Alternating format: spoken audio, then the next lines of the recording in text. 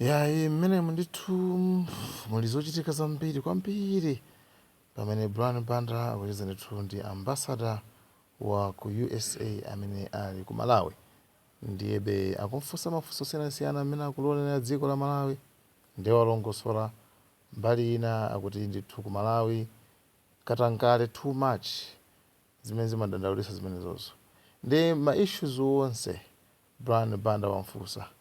Ndiyebe anyway tiene tingo wanera tuona kuti ensuring that America is safer, stronger, and more secure.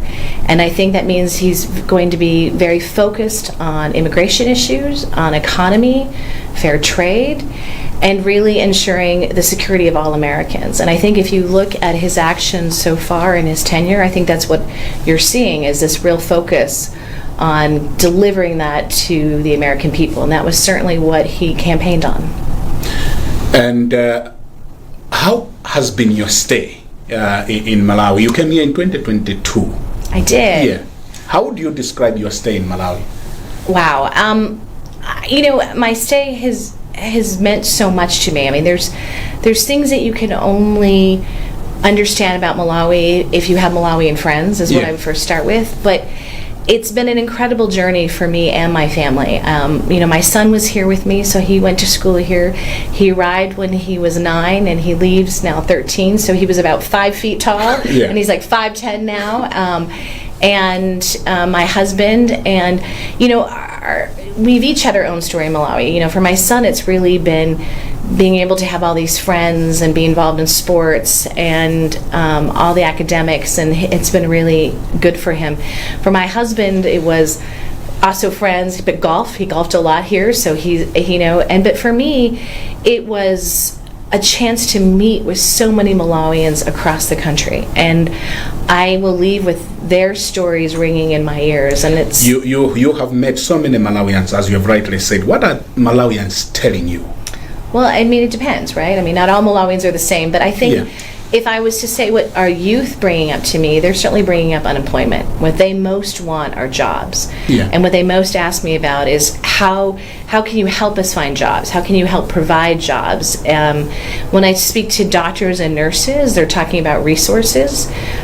You know, there's not enough beds in hospitals. You know, there's too many medicine shortages.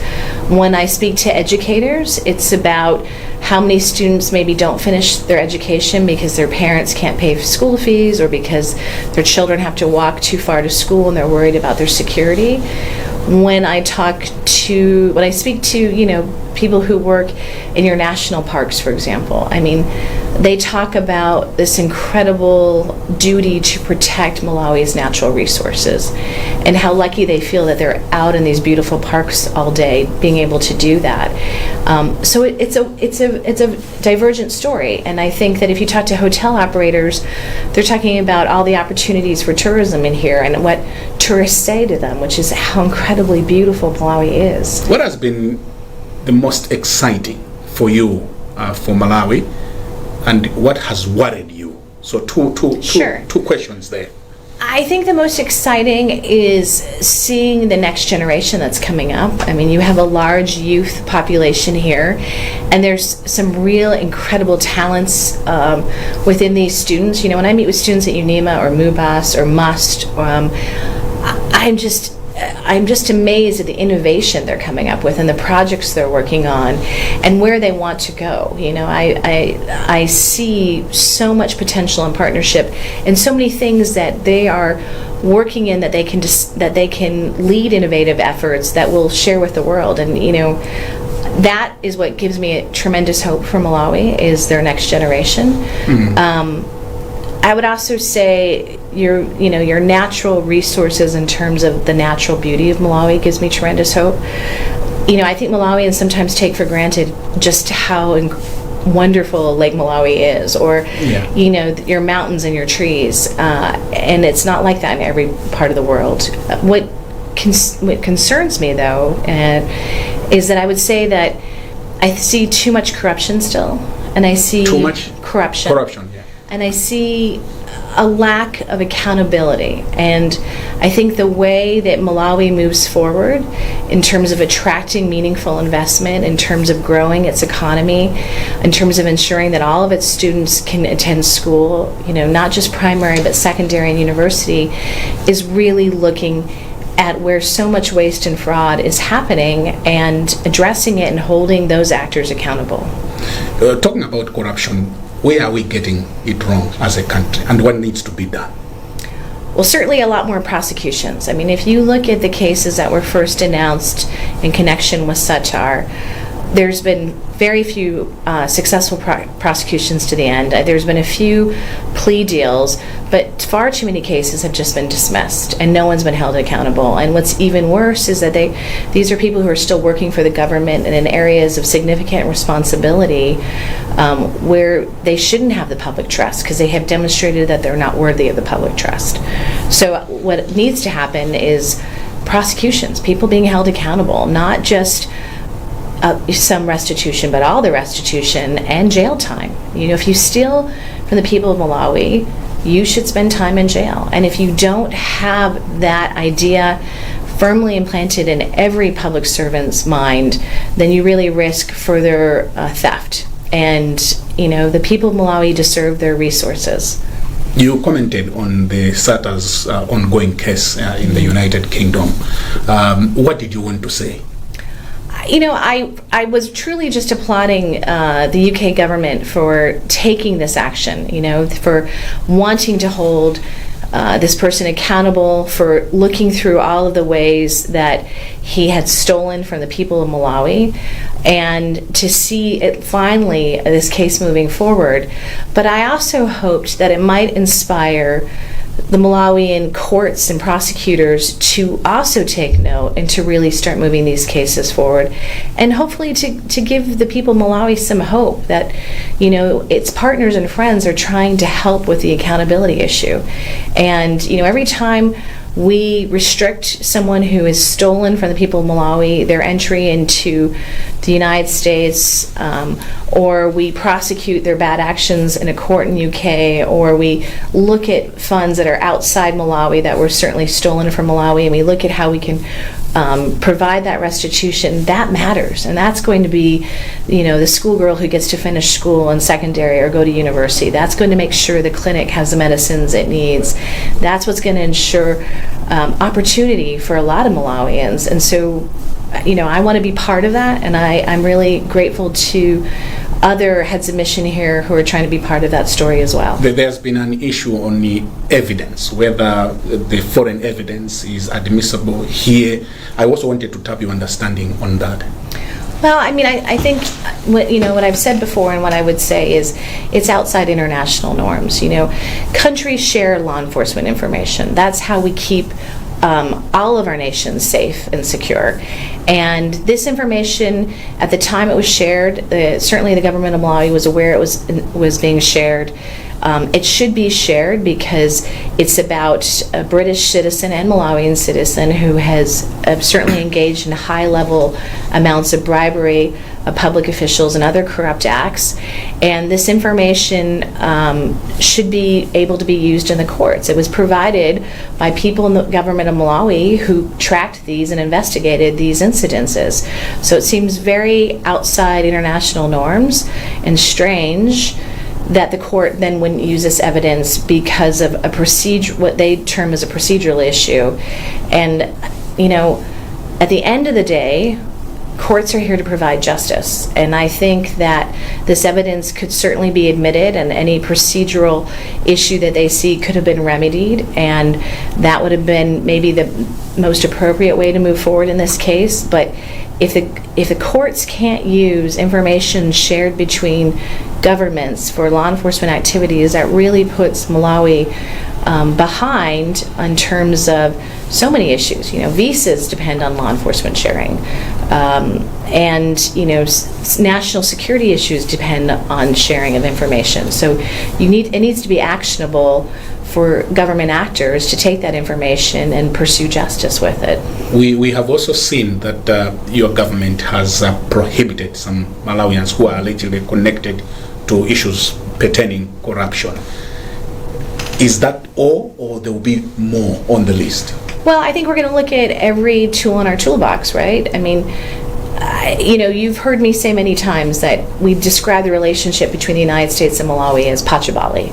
And, friends who are like family, that means that we have a higher duty to be truthful, to advise when we think you might be going down a wrong path, and to also listen to all the voices of the Malawian people. And what I hear when I travel is this desire for more accountability. And so certainly I think we'll pursue other options that might provide that accountability, and to try and... Like what? Well, I think visas are one. I mean, I think there's other things. You can look at banking restrictions. There's a lot of ways we can look at what do we need to do to hold corrupt actors accountable. But first and foremost, it's speaking out against that. There was a concern, talking of visas, that you are not giving more visas to government officials traveling either to Washington or New York. What is happening? Well, there was a leaked diplomatic note, and when I called in and we spoke about that issue, I wanted it to be very clear about what was happening. And what we have found is overstays by people traveling as part of official delegations who were given official or diplomatic visas at the request of the government. And so that can't happen. That can't be a fair relationship if you have people in the government not respecting U.S. laws on immigration. Mm-hmm. So, certainly we're vetting more closely. We're working with the government to have them vet their lists better.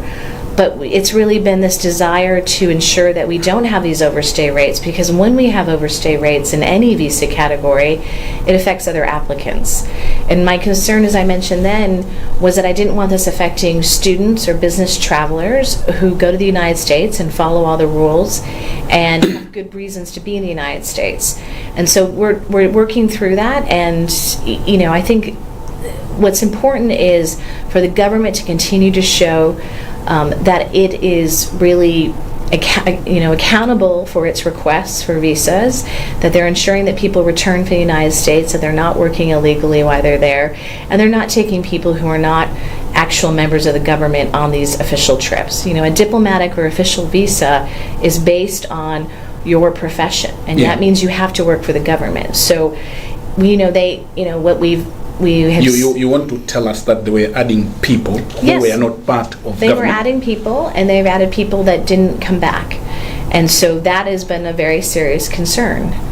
And I think the good news is that since we first discussed this issue, I've seen a number of meaningful steps at the Ministry of Foreign Affairs to address this. And I've seen a working group established to address all of our concerns, including law enforcement issues, other consular issues, and I see progress being made very quickly. So I'm optimistic that we will be able to address this, but I also would say that this is one of the things that is most on President Trump's mind, is this rate of overstay and illegal immigration in the United States. And so we will continue to see, I think, an emphasis on this in the next coming years of his administration to ensure that it's not happening. And that will be one of the things that my successor will also have to talk about a lot, I'm sure. So is this the reason why Malawi is reportedly being in the list of restricted countries? Right. There's never been any official announcement of Malawi being on any restricted list of countries. What I would say is we have been clear that we're concerned about the overstay rate, and that meaningful steps have to be taken, and that we want to work with Malawi to address those steps. Not all the steps are only on the government to make action on. It's also in our consular section. We have to report more. We have to, raise our vetting standards, and we have to look at more fraud indicators to try and address in other visa classes why people are overstaying. So it's not just on the government of Malawi, it's also on the embassy, and we're looking at how we can do this better. But it has to be a meaningful partnership, and I think every Malawian understands that you can't go to a country and overstay your welcome by not following the visa rules, and that we have to address this in the name of fairness so that Malawians who really do respect our travel rules can continue to travel to the United States. I know you've been there many times. I know you've even been on our official programs, and you know how the visas work, and you know that when your visa time expires, you have to depart the United States. And I think we just need to ensure that all Malawians are following those rules like you have done, Brian, when you visit the United States. Are you still processing student visas? Because there was just that concern that you have stopped processing student visas. There was a pause. Why? There was a pause. There was a pause, just not in Malawi, but it was worldwide. Okay. Because we wanted again to look at that issue of how do we make America safer, and the Trump administration wanted to look at increased vetting for all student visas, because when students come to the United States, they're not restricted to a state or a city where they're studying. They can travel freely, and their visa is normally good for the duration of status. So what that means is if they don't leave the United States and they're continuing to study, they can be there 4 or 5 years as an undergraduate, and they'll never be screened again by a consular section because they've been in the United States and in status and haven't left.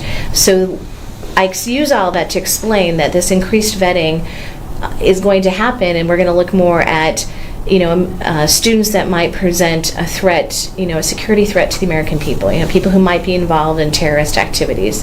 That's what we're going to be vetting a little bit more for, and we're going to be looking more at social media to do that. Social media of the applicant? Yes. Okay. What else? Well, some of it we don't go into because it's internal vetting. processing. Yes, yeah. Sometimes it's an internal processing, but I think that the newest change, if you're a student applying, is that you will need to have your social media settings public, so that we can vet that, and that will be a requirement during your stay in the United States. And as long as that happens, I think that there's no other issue for students. And I think this is, unfortunately, we live in a day and age where we have to really take security concerns seriously. So the pause is still there, or you're not processing? The pause is lifted, and student visas are beginning to get processed again. So during the pause, we were accepting applications. We were, we were looking at them, doing our initial processing, so that when this pause was lifted, we could move forward. We know we have a number of Malawian students who need to return to the United States, who are going for the first time, and we're going to really try very hard to make sure that we get through all those applicants so they can start on time for the school year. There is also a debate going on in some African countries on the visa fees. When you deny someone a visa, isn't it proper, Your Excellency, that you return their monies? 100% no. 100% no? 100%. Can you imagine? So what I would say to applicants is that when you apply for a visa, there's many things that are happening even before you arrive at the consular section that day for your interview. We are doing our initial processing and intake. We have to pay our staff to look at that, enter it into our systems. We take your fingerprints because then we're running criminal checks. We have to pay for that. We have your photos. We're doing a lot of security processing, and then the staff that have to interview, and then the staff that have to print those visas. So we hire our staff according to how many interviews we're doing in a given year. Okay. And so it's not how many people did we say yes to the visa, it's how many people we actually interviewed and did those intake processing. It's very expensive to do visa interviews in country, and you will see, or that many countries for that reason only do it regionally. Yeah. So you have to send your passport down to South Africa. So we do our visas here? You do your visas here. Okay. And I really want to keep that because I know how important that is. It saves Malawians a lot of extra money rather than having to travel to South Africa or pay a courier. But we could never return the fees. And imagine if we refunded everyone who said no. People would keep applying over and over and over again because they had nothing to lose. And we could never handle that kind of demand. As it is, many applicants are turned down, and our consular officer explains why, and they still reapply. If they could do this over and over again without having to pay a fee, we wouldn't get to the applicants who might actually qualify for the visa. You have been giving us money as the American government to Malawi. Are you happy with what that money is doing in Malawi?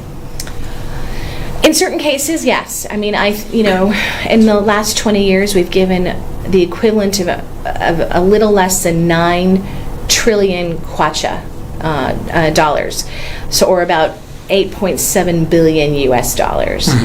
And when I look around, I see that 1 million more Malawians are alive because of our President's emergency plan for AIDS relief.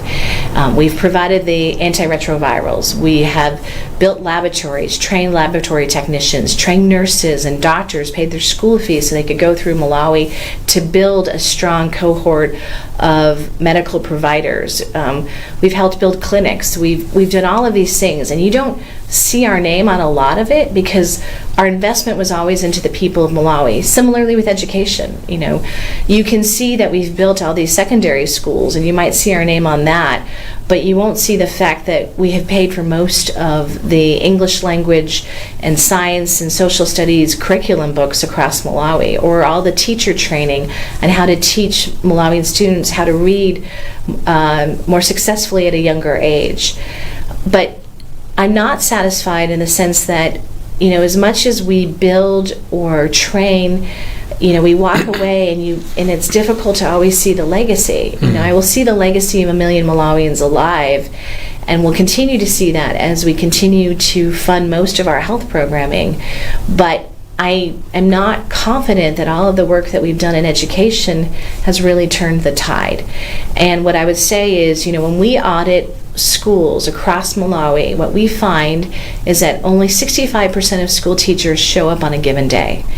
And no matter how many schools we build, or how many books we provide, or how much we work with teachers on how to improve their educational approach to students, how to work with students who might have dyslexia or other learning difficulties, it's not going to matter if they're not showing up to work. And so what I think we need to see, and I know what all of the donors in Malawi want to see, is more accountability for those resources. Is this why you are closing up, you said, in Malawi? I think first and foremost it goes back to something that happened at the African Leaders Summit last year in Washington, D.C. Yeah. And the number one ask for all presidents across the country, almost all presidents across the continent, was that they wanted more trade and less aid. Okay. And so I think it represents the fact that so many countries are in a different development point. Last year Malawi celebrated a pretty significant milestone in 60 years of independence and 60 years of peace. And it's time now for Malawi to also go further on its development journey by really growing its economy and sustaining itself through its own resources. And as long as we're just giving aid, that's not going to happen. We certainly recognize the need for continued assistance. We're still providing money to the World Food Program this year, and you'll hear about an announcement later in July about the amount that we're providing. We are still providing the majority of our health programming because we know it's needed, and we want to protect those lives of those Malawians who are dependent on antiretrovirals, and we want to keep HIV under epidemic control.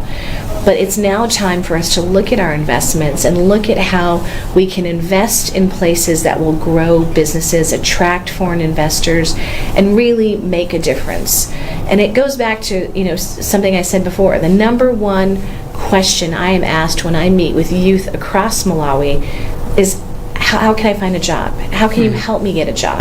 How can you create more jobs?